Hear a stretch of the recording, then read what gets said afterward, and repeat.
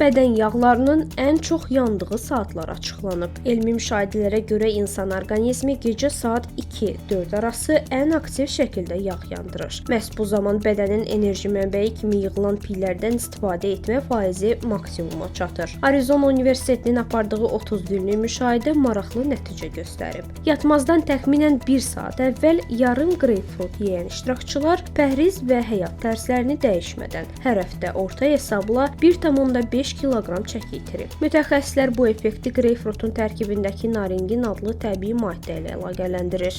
Naringin bədəndə yeni yağ hüceyrələrinin yaranmasını ləngidir. Eyni zamanda orqanizmin mövcud yağ ehtiyatlarını enerji kimi istifadə etməyə məcbur eləyir. Qidalanma üzrə ekspertlər axşam saatlarında yüngül qreypfrutlu smuzi qəbul etməyi tövsiyə eləyir. Qreypfrutun yanına nanə və zəncəfil əlavə etdikdə təsir daha da artır. Bu sadə, lakin elmi əsaslı vərdiş bədən formasını qorumaq, maddələr mübadiləsini gücləndirmək və sağlam şəkildə arıqlamaq üçün təbii üsul hesab olunur.